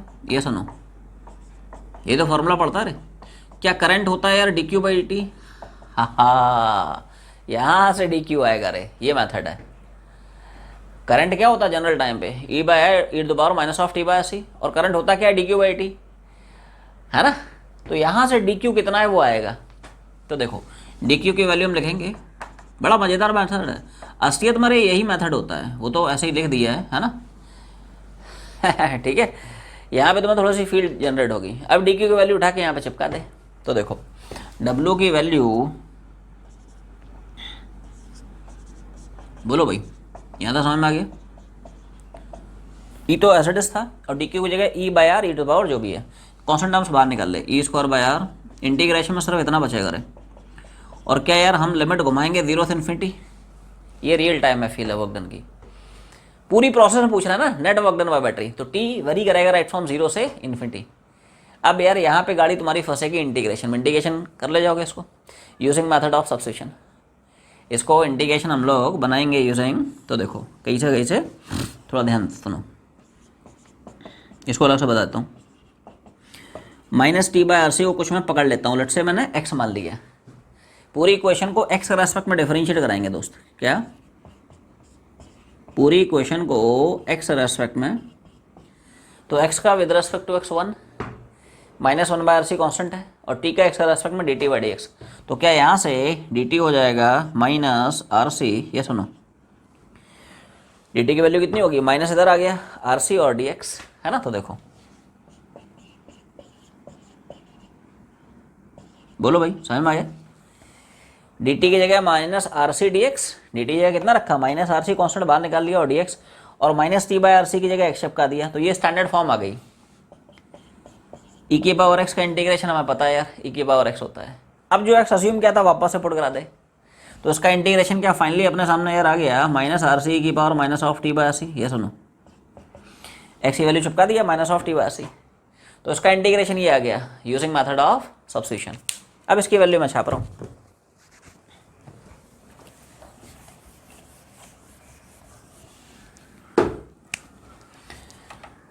समझो पहले समझे, है ना। छापने के लिए समय दूंगा, पहले समझे। ई स्क्वायर बाय आर एसिडिस है, इसका जो इंटीग्रेशन निकाला उसको मैं यहाँ पे छाप रहा हूँ। बोलो भाई, माइनस ऑफ आर सी की power minus of T by C, और लिमिट जो भी है 0 से इन्फिनिटी। तो क्या आर आर यहाँ से उड़ता हुआ दिख रहा है, तो डब्ल्यू बराबर माइनस सी ई स्क्वायर। इसको थोड़ा अच्छे से ले लेते हैं, नीचे लाया पावर पॉजिटिव हो जाएगा, है ना। तो देखो this is minus C E square, t की वैल्यू इन्फिनिटी रखोगे, टी की वैल्यू 0 रखोगे, है ना। तो बोलो भाई टी इन्फिनिटी रखेगा तो infinity by any value infinity आएगा, है ना। टी की जगह 0 रखेगा तो 0 अपन नंबर 0 हो जाएगा। ई की पावर इन्फिनिटी क्या इन्फिनिटी होगा, ई मतलब क्या है 2.72 पावर इन्फिनिटी, तो यार ऑलमोस्ट इन्फिनिटी तो होगा। क्लियर भाई। और ई पावर 0 मतलब 1 हो जाएगा, 1 बाई इन्फिनिटी क्या 0 हो जाएगा, माइनस सी स्क्वायर माइनस, और ये माइनस माइनस क्या प्लस हो जाएगा। ये तो यार वही फॉर्मूला आ गया जो हम डायरेक्ट निकाले थे, डब्ल्यू बराबर क्यू ई से। क्यू की वैल्यू सी चिपका दी, बट वहाँ से फील नहीं आएगी, ठीक है राइट। यहाँ से ये प्रॉपर अप्रोच है, एक्चुअली ये प्रॉपर मेथड है। छाप ले फिर आगे बढ़ते हैं। Heat produce in the resistor in the whole process is given by, clear है। तो देखो ऐसा है, देख होता क्या है कि साहब हम लोग पढ़ चुके हैं, जब भी आप रजिस्टर में कंडक्टर में करंट पास कराओगे it gets heated up and the phenomena is called as thermal effects of current, heating effects of current. तो वही फंडा है ना। बैटरी कंटिन्यूसली चार्ज सप्लाई कर रही, करंट सप्लाई कर रही, तो रजिस्टर में यार करंट पास करेगा तो क्या होगा, एनर्जी लॉस होगी in the form of heat. तो वही पूछेगा, बता पूरी की पूरी प्रोसेस में राइट फ्रॉम टी बराबर 0 से टी बराबर इन्फिनिटी कितनी अमाउंट ऑफ हीट जनरेट होगी। तो देखो अभी भी हमने देखा पूरी की पूरी प्रोसेस में, in the whole process of time, battery ने दोस्त कितना वर्क डन किया, स्टेडी स्टेट में कैपेसिटर में कितनी अमाउंट ऑफ एनर्जी स्टोर हुई। तो बैटरी बोलता है यार मैंने तो इतनी एनर्जी सप्लाई की थी, कैपेसिटर बोलता है नहीं नहीं यार मेरे पास तो स्टेडी स्टेट में इतनी ही एनर्जी स्टोर्ड है, तो बाकी एनर्जी कहाँ गई, हीट की फॉर्म में लॉस हो गई थ्रू दिस रजिस्टर। भाई रजिस्टर मतलब क्या है यार, ये कंडक्टर है ना, कंडक्टिंग वायर में अगर आप बोलते हो कि साहब करंट पास कर रहा है, असलियत में क्या होता है, फ्री इलेक्ट्रॉन्स मूव करते हैं इन ऑपोजिट डायरेक्शन, और इन फ्री इलेक्ट्रॉन्स के आपस में लड़ाई झगड़े होते हैं, कोलेशंस होते हैं, कोलेशंस की वजह से सिस्टम की कुछ एनर्जी लॉस हो जाती है in the form of heat, ऐसा है। तो वही हीट पूछ रहा है, तो क्या यार हीट में डायरेक्टली लिखूंगा C² minus half C², battery ने इतनी एनर्जी भेजी, इतना एनर्जी कैपेसिटर खा गया है, रिमेनिंग एनर्जी कौन खा गया है, रजिस्टर। इस रजिस्टर में हीट की फॉर्म में लॉस हो गई है। इसका भी एक तुम लोगों को मज़ेदार मेथड बताता हूँ, using integration of I² dt। पहले इसको छाप ले। इस हीट को सब निकालने का अपने पास एक धमाकेदार मेथड है, मज़ेदार मेथड है। याद आया ना तुम लोगों को, आवाज़ नहीं आई।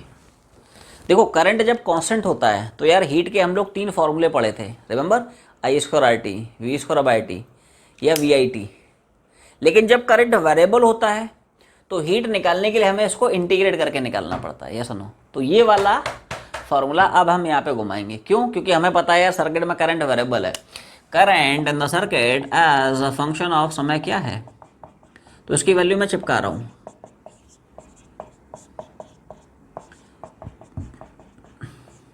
बोलो भाई क्या किया समय, I² RDT, तो I² मतलब इसका स्क्वायर हो गया और इसका स्क्वायर, और RDT तो खैर एज इट इज है, एक RR वैसे चाहो तो उड़ा सकते हो, है ना।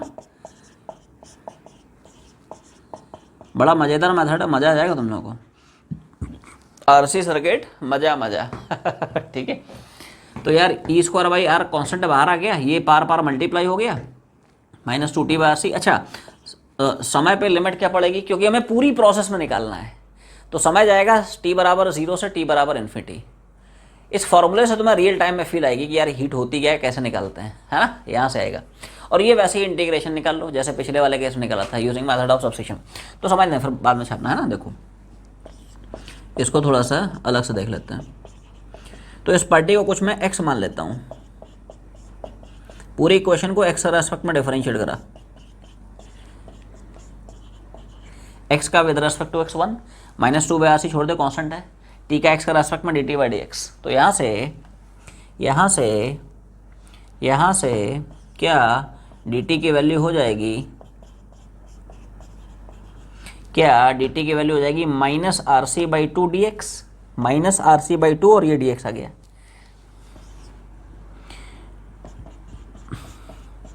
बोलो भाई समझ में क्या किया, तो dt की जगह यहाँ पे चिपका दिया क्या, -RC/2 dx, और -2T/RC की जगह x चिपका दिया, तो e⁻x हो गया। ये कांस्टेंट बाहर निकल ले। क्या ये अपने को एक स्टैंडर्ड इंटीग्रेशन की फॉर्म मिल गई दोस्त, ये सुनो। तो e⁻x का इंटीग्रेशन सेम हो गया, e⁻x। अब जो x अज्यूम किया था वापस से चिपका दे, तो -RC/2 e⁻x मतलब कितना, -2T/RC। तो इस इंटीग्रेशन की जो वैल्यू है वो ये आएगी, इसकी वैल्यू चिपका दे, लिमिट छाप दे, राइट। देखो छाप रहा हूँ, तो सब लोग थोड़ा ध्यान से सुने। E²/R और इस पूरे इंटीग्रेशन की वैल्यू यार क्या निकाली, -RC/2 e⁻,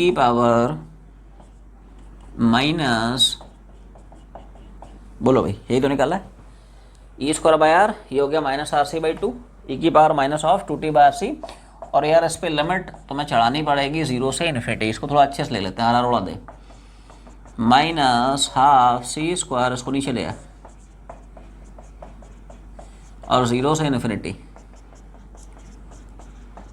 टी की जगह इन्फिनिटी रखोगे तो ये आएगा, टी की जगह 0 रखोगे तो ये आएगा। ये सुनो, टी इन्फिनिटी रख दिया तो e⁻∞ हो गया, e⁻∞ मतलब ऑलमोस्ट इन्फिनिटी, और 0 रखोगे तो 0 हो जाएगा। e⁻∞, ई मतलब क्या है 2.72, इसकी पावर यार इन्फिनिटी करोगे तो इन्फिनिटी तो आएगा, और e⁻0 मतलब 1 आएगा, 1/∞ 0 हो जाएगा, और 0 -1 तो ये -1 हो जाएगा, और माइनस माइनस क्या यार प्लस हो जाएगा। ये सुनो, तो क्या यार ये वही फार्मूला है जो हम लोग एक झटके में निकाल लिए थे, बैटरी का work done minus energy stored in the capacitor, C square minus half C square, वही रिजल्ट यहाँ से भी आ रहा है। और यहाँ पे अगर तुम लोग रिकॉल कर पा रहे हो तो क्या यार ये फंडे हम लोग पिछले चैप्टर दैट इज कैपेसिटर में भी पढ़ चुके हैं कि जब भी आप कैपेसिटर को एक बैटरी से ज्वाइन करते हो तो क्या वर्क डन बाय बैटरी होता था सी स्क्वायर, क्या energy stored in the capacitor होता था हाफ सी स्क्वायर, और क्या हीट प्रोड्यूस होता था हाफ सी स्क्वायर। मतलब क्या हम लोग वहाँ पे भी पढ़ चुके थे कि 50% of energy supplied by the battery stored in the form of electrostatic energy of capacitor and remaining 50% of energy supplied by the battery is lost as heat during charging of capacitor। क्या वही फंडा यहाँ पे भी दिख रहा है? ये देख, बैटरी का वर्क डन कितना, C square, energy stored in the capacitor in the steady state half C square, right, heat produced also half C square. तो वही तो है रिजल्ट कि बैटरी जो भी वर्क डन कर रहा है उसका 50% कैपेसिटर ले जा रहा है, remaining 50% of energy is lost as heat during charging of capacitor। 50% of work done by battery is stored in the form of energy of capacitor, remaining 50% of work done by the battery it is lost as heat। छापते चला। Finally अब हम लोग आते हैं RC circuit के सबसे important portion पे।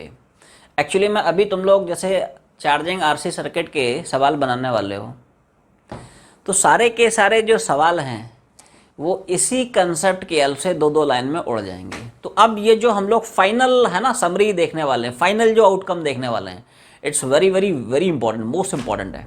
इसको अच्छे से पकड़, जितने भी सवाल बनाने वाले हो बेस्ड ऑन आरसी सर्किट, ये सवाल इसी कंसेप्ट पर बेस हैं। तो अब है ना, अब बहुत इंपॉर्टेंट पॉइंट है, थोड़ा ध्यान से सुने। तुम लोग मॉड्यूल में नोट पढ़ लेना, उसमें अच्छे से लिखा भी दिया है ना। देखो आरसी सर्किट t बराबर 0 पे कैसे बिहेव करता है, आरसी सर्किट स्टेडी स्टेट में कैसे बिहेव करता है। तो उसके लिए थोड़ा सा मैं तुम लोगों को रिलेट कराने की कोशिश कर रहा हूँ चार्ज और करंट के वैल्यूज़ को, है ना। तो देखो तुम लोगों को याद आ रहा हो चार्ज और करंट की कुछ हम लोग टेबल पढ़े हैं। t बराबर 0 पे क्या चार्ज की वैल्यू, और स्टेडी स्टेट में t बराबर इन्फिनिटी पे क्या चार्ज की वैल्यू, यही पढ़े हैं। ये चार्ज की हो गई, किसकी। अच्छा अब आते हैं करंट पे, है ना। तो यार करंट क्या हम लोग t बराबर 0 पे ये पढ़े हैं, ध्यान समझें, क्योंकि ये जो एक्सप्रेशन है यही प्रिडिक्ट करेंगे कि यार आरसी सर्किट का इनिशियली t बराबर 0 पे बिहेवियर क्या है, आरसी सर्किट का finally in the steady state behaviour कैसा है। तो देखो इन द स्टेडी स्टेट t बराबर इन्फिनिटी पे क्या ये वैल्यू पढ़े हो, इन्हीं की हेल्प से हम लोग इस आरसी सर्किट का बिहेवियर दोस्त प्रिडिक्ट करने वाले हैं। बड़ा मज़ेदार बिहेवियर है, मज़ा आ जाएगा, है ना। आरसी सर्किट मज़ा मज़ा, ठीक है। तो ध्यान समझें सब लोग, है ना। It's very interesting, very important, है ना। तो देखो थोड़ा सा अगर आप ध्यान से देखें, ये दोस्त आरसी सर्किट है और इसको साहब हम लोग t बराबर 0 पे डिस्कस करने की कोशिश कर रहे हैं। तो ध्यान से देखें यार, क्या t बराबर 0 पे कैपेसिटर अनचार्ज रहता है, और जब इनिशियली कैपेसिटर अनचार्ज रहता है it does not offer any resistance to the flow of current, it actually में behaves like an ideal conducting wire, जिसकी वजह से सर्किट में जो करंट है वो मैक्सिमम मिलती है। ये बड़ा मजेदार कंसेप्ट है, सब लोग थोड़ा ध्यान से सुने, वेरी इंटरेस्टिंग, वेरी इंपॉर्टेंट। मतलब आप जब भी आरसी सर्किट को इनिशियली t बराबर 0 पे डील करने जाएं तो कैपेसिटर को उड़ा दें, रिप्लेस करा दें by an ideal conducting wire whose resistance is absolutely 0। ऐसा मैंने क्यों किया, उसका लॉजिक सुन। देख, जब t बराबर 0 पे कैपेसिटर बिहेव कर रहा होगा as an ideal conducting wire, क्या यार तभी तो t बराबर 0 पे इस पूरे सर्किट का R इफेक्टो R प्लस 0 मतलब R होगा, और क्या तभी सर्किट में जो करंट होगी वो मैक्सिमम होगी। ये सुनो, हाँ ना बोलना है भाई, ये सुनो, आवाज नहीं आई। मैंने t बराबर 0 पे कैपेसिटर को क्यों उड़ा दिया, रिप्लेस करा दिया by an ideal conducting wire. क्या ये बात समझ में आई भाई? जब ये आइडियल कंडक्टिंग वायर होगा, 0 रेजिस्टेंस होगा, तभी तो यार सर्किट का इफेक्ट R प्लस 0 मतलब R होगा। और करंट क्या होती है, आई बराबर ई अपॉन आर इफेक्टिव, और आर इफेक्टिव की वैल्यू आर चिपकाएगा तभी तो ये रिजल्ट आ रहा है। ये देख टी बराबर 0 पे करंट कितना है, ई बाई आर। तो यहां से हमें पता चला कि initially when the capacitor is अनचार्ज it does not offer any resistance to the flow of current, and therefore current in the circuit is max. It allows maximum possible current in the circuit at t बराबर 0। ये बात समझ में आ गई। Study state में उल्टा हो जाता है। ये बिहेवियर है इनिशियल बिहेवियर है, क्या है, इनिशियल बिहेवियर एट टी बराबर 0। अब हम लोग आरसी सर्किट देखने वाले हैं इन स्टडी स्टेट। ये और भी कमाल का है, समझ लो बाद में छापें, बस 2 मिनट है ना, छुट्टी कर रहा हूँ। इधर देख everyone see this, it's very important. Study state में जब आप देखने जाओगे, ये बड़ा मजेदार है, इसमें सब लोग थोड़ा सा दिमाग लगाएं। स्टडी स्टेट में ध्यान से देखें, स्टडी स्टेट में कैपेसिटर गेट्स फुल्ली चार्ज्ड। जब एक बार कैपेसिटर फुल्ली लोड हो जाता है, then it offers an infinite amount of resistance to the flow of current and does not allow any current in its branch। बोलो मैंने क्या बोला, इट्स वेरी इंपॉर्टेंट। भाई एवा बता, स्टेडी स्टेट में कैपेसिटर को यार जितना चार्ज चाहिए उतना मिल चुका है, उसके बाद कैपेसिटर मना कर देता है, यार मेरा हो गया, मेरे को नहीं चाहिए, मेरे को नहीं मांगता ही नहीं है। E बराबर 0 पे कैपेसिटर अनचार्ज रहता है, तो यार वो कोई रेजिस्टेंस ऑफर नहीं करता है। लेकिन स्टडी स्टेट में तो यार ये फुल्ली चार्ज हो गया है, जितना चाहिए उतना मिल गया है। तो जैसे ही ये फुल्ली चार्ज हो जाता है, उसके बाद यार ये करंट को मना कर देता है कि यार अब मुझे कोई भी चार्ज या करंट नहीं चाहिए। और जब ये फुल्ली चार्ज हो जाता है, then it starts offering an infinite amount of resistance to the flow of current, जिसकी वजह से in the steady state circuit में करंट कितनी दिख रही है, 0। ध्यान से समझे, जब स्टेडी स्टेट में आप डील करने जाओगे तो ये यार कैपेसिटर फुल्ली चार्ज हो जाता है, और एक बार फुल्ली लोड हो गया तो ये भाई साहब सर्किट को इनफाइनाइट रेजिस्टेंस ऑफर करने लग जाता है। क्योंकि सोच के देख, जब इसका रेजिस्टेंस यार इन्फिनिटी होगा, तभी तो यार पूरे के पूरे सर्किट का आर इफेक्टिव यार हमें इन्फिनिटी मिलेगा। ये सुनो, इसका इन्फिनिटी, इसका आर, तो पूरे सर्किट का आर इफेक्टिव कितना है, infinity plus R, that is infinity. R infinity हो गया तो यार करंट तभी तो निपटेगा। ये सुनो, आई बराबर ये upon R effective infinity, current कितना हो गया। ये कहानी चल रही दोस्त, ये फाइनल कंसेप्ट है जो तुम्हें याद रखना है while dealing with this RC circuit initially and in the steady state. क्या ये बात समझ में आ गई? फिर से समझ लो, बस आखिरी है ना, 1 मिनट बस छुट्टी कर रहा हूँ, है ना। क्योंकि जितने भी अभी तुम लोग सवाल बनाने जा रहे हो, ठीक है, ये सारे के सारे सवाल बस इस आखिरी के कंसेप्ट पर बेस्ड हैं। सारे के सारे सवाल 2-2 लाइन मुड़ जाएंगे, ठीक है। नेक्स्ट क्लास में हम लोग उड़ाना शुरू करेंगे। पहले समझ ध्यान से, टी बराबर 0 पे जब कैपेसिटर है ना अनचार्ज होता है, तो ये बिहेव करता है as an ideal conducting wire. It does not offer any resistance to the flow of current. यार जब इसका आर 0 होगा तभी तो सर्किट का R effective R plus 0 R होगा, तभी तो सर्किट में करंट होगा। ई अपॉन आर इफेक्टिव मतलब आर, ई बाय आर, वही तो है रे, वही तो देख रहा है। तो टी बराबर 0 पे अगर आरसी सर्किट को डील करेगा तो कैपेसिटर को उड़ा देना, रिप्लेस करा देना by an ideal conducting wire. So this is behaviour of RC circuit at t बराबर 0। स्टेडी स्टेट में when the capacitor becomes fully charged, it does not allow any current in its branch because it offers an infinite amount of resistance to the flow of current। जब ये fully charge हो गया, इसको यार जितना charge चाहिए था मिल गया, अब ये मना कर देता है यार अब कोई भी चार्ज इस ब्रांच में, कोई भी करंट इस ब्रांच में घुसने नहीं देता है। Now it offers infinite amount of resistance to the flow of current. अब ये infinite amount of resistance offer करने लग जाता है, क्योंकि खुद से सोचो, जब फुल्ली चार्ज हो गया तो जितना चार्ज चाहिए था उतना मिल गया, तभी तो इनफाइनाइट रेजिस्टेंस ऑफर करेगा। तभी तो सोच, across this and this R effective कितना होगा, इसका इन्फिनिटी प्लस इसका, तो वो तो यार इन्फिनिटी रहेगा। आई कितना होता है, E upon R effective infinity हो गया, 1 बाय इन्फिनिटी 0, वही तो है रे। स्टेडी स्टेट में करंट कितना है, 0। ये फंडा है। क्या ये अब बातें समझ में आ गई? तो जब भी आप आरसी सर्किट को स्टेडी स्टेट में देखने जाओ, तो जिस ब्रांच में कैपेसिटर है उस ब्रांच में कोई भी करंट घुसने की हिम्मत नहीं करता है, बिकॉज उसको पता है वो बैठा है, और ऐसे वैसे नहीं बैठा है, इनफाइनाइट रेजिस्टेंस लेके बैठा है है ना, इन्फिनिटी रेजिस्टेंस ऑफर कर देता है, जिसकी वजह से कैपेसिटर वाली ब्रांच में कोई भी करंट हमें देखने को नहीं मिलता है। छाप लो। तो this is all we have for charging of capacitor with the help of resistor. I hope तुम लोगों को charging of capacitor with the help of resistor के फंडे अच्छे से समझ में आए होंगे। सबको सब कुछ समझ में आया कि नहीं, मज़ा आया कि नहीं। तो आज की जर्नी हम लोग यहीं पे वाइंड अप करेंगे, राइट। तब तक पढ़ाई करते रहें। All the very best.